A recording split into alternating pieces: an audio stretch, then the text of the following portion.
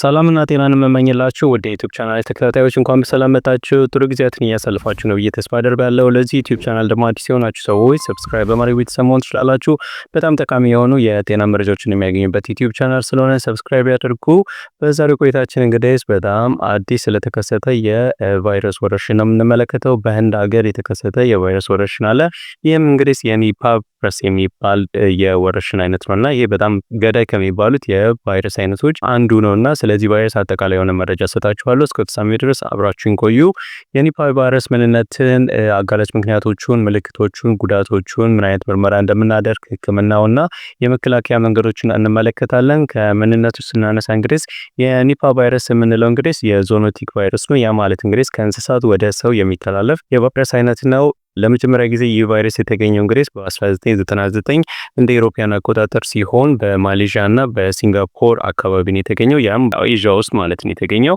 እነዚህም እንግዲህ በአሳማ አርብቶ አደሮች ላይ ነው ተከስቶ የነበረው ማለት ነው። ስለዚህ ይህ የቫይረስ አይነት እንግዲህ እንደ ዋነኛ የቫይረሱ ሆስት የሚጠቀማቸው የሌሊት ወፎች ናቸው። እነዚህ ፍሩት ባት የምንላቸውንና አሳማዎችን ነው የሚጠቀሙ ማለት ነው። ይህም ቫይረስ ከሰዎች በእነዚህ በእንስሳዎች አማካኝነት ወደ ሰዎች የሚተላለፍ ነው ማለት ነው እና ከፍተኛ የጤና ችግርን የሚያስከትል የቫይረስ አይነት ነውና በጣም መጠንቀቅ ያለባችሁ የቫይረስ አይነት ነው። በአሁኑ ወቅት እንደ ሀገር ብቻ ነው የተከሰተው፣ ግን ወደፊት እንግዲህ ወደ ኢትዮጵያም የመምጣት ቻንስ ሊኖረው ስለሚችል ከአሁኑ ጥንቃቄ ማድረግና ከአሁኑ ስለ ቫይረሱ ማወቅ ያስፈልጋል ማለት ነው። እነዚህ ኒፓ ቫይረሶች እንግዲህ ወይ በፍሩት ባቶች ወይም እነዚህ በሌሊት ወፎች ወይም በተበከሉ አሳማዎች አማካኝነት ወደ ሰው ሊገቡ ይችላሉ ማለት ነው። ከዛም እንግዲህ ከሰው ወደ ሰው ደግሞ ሊተላለፍ ይችላል ማለት ነው።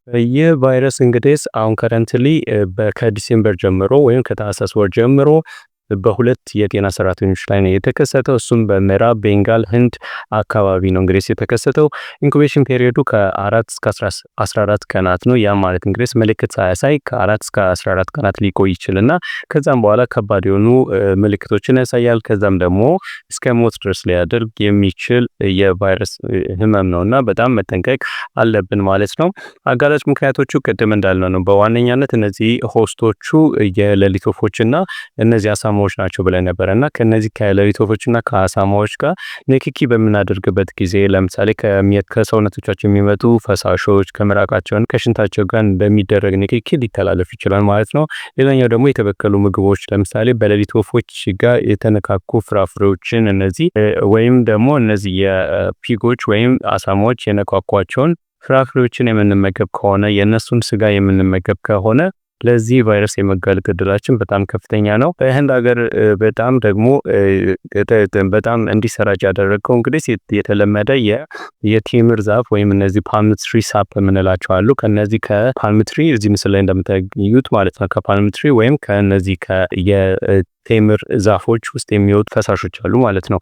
እነዚህ ሳፖቹን እንግዲህ ሳያበስሏቸው ወይም እነዚህ ሳይንተከተኩ ሳይፈሉ የሚጠጧቸው እንደ ስለሆነ እነዚህ በሌሊት ወፎች የተበከሉ እነዚህ የትሪ ሳፖችን የሚመገብ ከሆነ ለዚህ የቫይረስ በሽታ የመጋለጥ እድላቸውን በጣም ከፍተኛ ያደርጋል ማለት ነው። ሌላኛ ደግሞ ከሰው ወደ ሰው የሚተላለፍ የቫይረስ በሽታ ነው። ያ ማለት እንግዲህ አንዴ በሽታ የተያዘ ሰው ካለ ከሰውነቱ በሚወጡ ፈሳሾች አማካኝነት በተለይም በቤት ውስጥ ወይም በጤና ተቋማት አብረው የሚያስታምሙ ሰዎች ሊሆኑ ይችላሉ፣ ወይም በቤት ውስጥ አብረው የሚኖሩ ሰዎች ሊሆኑ ይችላሉ። ከታመመ ሰው የሚወጣው ፈሳሽ ጋር ንክኪ የሚያደርገው ጊዜ የዚህ ቫይረስ የሚያዝ እድላቸው በጣም ከፍተኛ ነው ማለት ነው። ባለፈው እንግዲህ ስለ ማርበርግ ቫይረስ አይተን ነበረና ከማርበርግ ቫይረስ ጋር በጣም ተመሳሳይ የሆነ የመተላለፊያ መንገዶች ነው ያሏቸው። እንደገናም ደግሞ ምልክቶቻቸው አንድ የሚያደርጋቸው ሁኔታ አለ ማለት ነው። ሌላ ምን አይነት ምልክቶች አሉ የምንለውን ስናይ እንግዲህ በመጀመሪያ ደረጃ የሚከሰቱ ምልክቶች አሉ። መጀመሪያ ላይ ኖቲስ የሚደረጉ ወይም የሚከሰቱ ልክ እንደ ትኩሳት፣ ራስ ምታት፣ የጡንቻ ህመም፣ ማስመለስ ወይም የጉሮሮ መቁሰል ሊያስከትል ይችላል ማለት ነው። ሌላኛው ደግሞ የመተንፈሻ አካላትን ችግሮች ልክ እንደ ሳል፣ የትንፋሽ መቆራረጥን ሊያመጡ ይችላሉ ማለት ነው። ሌላኛው የነርቭና የአንጎል ምልክቶች ሊሆኑ ይችላሉ። አንደኛው ኮንፊውዝድ መሆን፣ መፍዘዝ፣ የንቃተ ህሊና መዛባት እንደገናም ደግሞ የአንጎል እብጠትን ወይም ኢንሴፍላይተስን የአንጎል ኢንፌክሽንን ሊያመጡ ይችላሉ ማለት ነው። በጣም ከባድ ሲሆኑ ደግሞ ከ24 እስከ 48 ሰዓታት ውስጥ ለሚጥል በሽታ ወይም ለነዚህ ለሚንቀጠቀጥ በሽታ ሊያስከትሉ ይችላሉ። እንደገናም ደግሞ ኮማተስ ሊያደርጉ የሚችል የቫይረስ በሽታ ነውና በጣም ከባድ ስለሆነ ጥንቃቄ መደረግ አለበት ማለት ነው። ምን አይነት ጉዳቶችን ሊያስከትል ይችላል ማለት ስንል እንግዲህ በአንደኛ ደረጃነት ሞትን ያስከትላል። በጣም ሃይ ሞርታሊቲ ሬት ያለው የቫይረስ ኢንፌክሽን ነው። ያ ማለት እንግዲህ ከ40 እስከ 75% በዚህ ቫይረስ የተያዙ ሰዎች ለሞት ሊዳረጉ የሚችል የቫይረስ በሽታ ነውና በጣም መጠንቀቅ ያስፈልጋል። የረጅም ጊዜ ጉዳቶች ደግሞ እነዚህ ከበሽታው የተረፉ ሰዎች ደግሞ ለረጅም ጊዜ የነርቭ ችግሮችን ሊያጋጥማቸው ይችላል። ለምሳሌ የስብዕና ለውጦች ሊሆኑ ይችላሉ፣ ወይም ቼንጅ ሜንቴሽኖች ሊሆኑ ይችላሉ፣ ወይም ተደጋጋሚ የሆነ ሲጀሮች ወይም የመንቀጥቀጥ ሁኔታዎችን ሊከሰቱ ይችላሉ ማለት ነው። ሌላ ደግሞ ድብቅ ኢንፌክሽኖችን ሊያስከትል ይችላል። እነዚህ ድብቅ ኢንፌክሽን ስንል እንግዲህ አልፎ አልፎ ቫይረሱ በሰውነት ውስጥ ተደብቆ ይቆየን ለወራት ወይም ከወራት ወይም ከዓመታት በኋላ እንደገና ራሱ ሊከሰከስ ይችላል ማለት ነው። ድንገት ይነሳና ከተከሰከሰ በኋላ ድጋሚ እነዚህ የምናያቸውን ምልክቶችን ሊያሳይ ይችላል። ከዛ ደግሞ ወደ ሞት ሊዳረግ ይችላል ማለት ነው። ስለዚህ በጣም መጥፎ የሆነ ጉዳት ያለው የቫይረስ ኢንፌክሽን ነው ኒፓ ቫይረስ እና በጣም መጠንቀቅ ያስፈልጋል ማለት ነው። ሌላኛው ደግሞ ምን አይነት ምርመራዎችን እናደርጋለን ስንል በበሽታው መጀመሪያ ላይ የምናደርጋቸው ምርመራዎች እነዚህ ፒሲአር የምንላቸው ናቸው።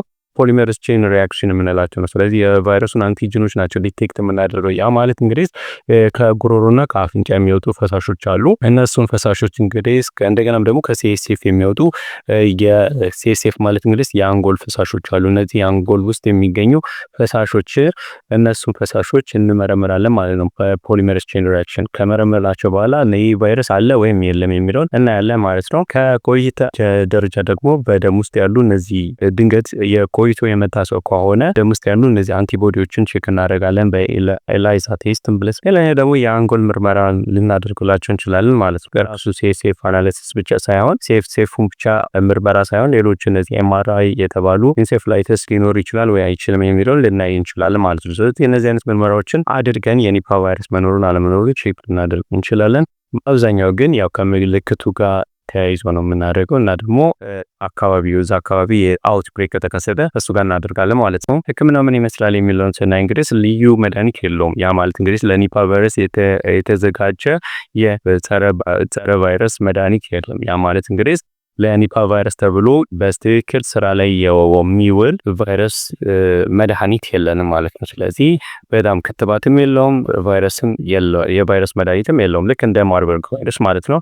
ግን በአሁኑ ወቅት እነዚህ የጸረ ቫይረስ መድኃኒቶች ውጤታማነት እየተጠኑበት ያለው ሁኔታ ነው ማለት ነው። ስለዚህ በጥናት ላይ ናቸው። እስካሁን ድረስ ይህንን ተጠቀሙ ተብሎ ለሆስፒታሎችም እየተሰጠ አይደለም ማለት ነው። ስለዚህ በጥናት ላይ ያለ ነው። ስለዚህ በጣም መጠንቀቅ ያስፈልጋል። መድኃኒት የለውም፣ ክትባት የለውም። ስለዚህ አብዛኛው ሕክምና የድጋፍ ሕክምና ነው ማለት ነው። ስለዚህ እነዚህ ሰፖርቲቭ ኬሮች ናቸው ያሉት ማለት ነው። ስለዚህ እነዚህ ትኩሳት ካሉ የትኩሳት መቆጣጠር እናደርጋለን። የሰውነት ፈሳሾችን መጠን መቀነስ ከሆነ ደግሞ ዲሃይድሬሽን ከተከሰተ ደግሞ እነሱን ሪፕሌስ እናደርጋለን። መውሰድ የሚችሉ ከሆነ በአፋቸው በደንብ እንዲወስዱ ፈሳሾችን እናደርጋለን። የማይሆን ከሆነ ደግሞ አይቪ ሲያክተንላቸው ደሞቻቸው ልንሰጥ እንችላለን ማለት ነው። ሌላኛው ደግሞ የመተንፈሻ አካል ጉዳት ከተከሰተ ደግሞ ኦክሲጅን ልናደርግላቸው እንችላለን፣ ወይም አይሲ ውስጥ አስገብተን ኢንቱቤት ልናደርጋቸው እንችላለን ማለት ነው። ስለዚህ እንደዚህ አይነት ህክምናዎች ነው የምናደርግላቸው። ሰፖርቲቭ ኬሮች ነው ያሉት እንጂ የክትባት ለመከላከያ እንደ ክትባት የለውም። እንደገናም ደግሞ መድኃኒትም አልተገኘለትም። ስለዚህ በጣም መጠንቀቅ ያስፈልጋል ማለት ነው። ሌላ ደግሞ እንዴት ነው መከላከል የምንችለው ስንል ያው ክትባት የለውም፣ ግን ራሳችንን መጠበቅ እንችላለን። ቀደም እንዳለው እነዚህ የፓልም ትሪ ሳፖች ወይም ከቴምር ዛፍ የሚወጡ ፈሳሾችን በጥሬው አለመመገብ ማለት ነው። ስለዚህ እነሱን እኛ ኢትዮጵያ ውስጥ አናደርግም፣ ግን ያው አብዛኛው ጊዜ ህንድና በኢስት ሪጅን ያሉ ህንድ አካባቢ ያሉ እነዚህና ማሌዥያ ያሉ ሰዎች ናቸው ብዙ ጊዜ እንደዚህ የሚያደርጉት እና እነሱ እንደዚህ አለማድረግ አንዱ መፍትሄ ነው ማለት ነው። ስለዚህ እንደለሞት ፍራፍሬዎችን ጥሬ አለመመገብ ማለት ነው። የምንችል ከሆነ በደንብ ማጠብ ምናምን ያስፈልገናል። ከዛ በኋላ እንግዲህ የምንችል ከሆነ በደንብ መብሰል የሚችሉ አይነት እንትኖች ከሆኑ ማብሰል ያስፈልጋል ማለት ነው። ፍራፍሬዎችን በደንብ ማጠብ ያስፈልጋል ማለት ነው። ከመመገባችን በፊት በደንብ ማጠብ ያስፈልጋል። ከዛ ደግሞ ስንመገብ ልጠን መሆን አለበት ማለት ነው። ከላይ ከነንትናቸው መመገብ የለብንም ማለት ነው። ከነከበራ ከነልጫቻቸው መመገብ የለብንም ማለት ነው። ሌላኛው ደግሞ ጥንቃቄዎች እነዚህ የታመሙ እንስሳት ልክ እንደ ፒጎች ወይም አሳማዎችን የሚንከባከቡ ከሆነ እነሱን እንደገናም ደግሞ እነዚህ ከዙ ወይም የእንስሳት ማቆያ ውስጥ የሚሰሩ ሰዎች ሁሉ ለምሳሌ እነዚህ የሌሊት ወፎችን ስፔሻሊ ፍሩት ባቶች ጋር ንክኪ ማድረግ አያስፈልግም ማለት ነው። ስለዚህ የመከላከያ ልብሶችን እና ጓንቶችን ማድረግ ያስፈልጋል ማለት ነው።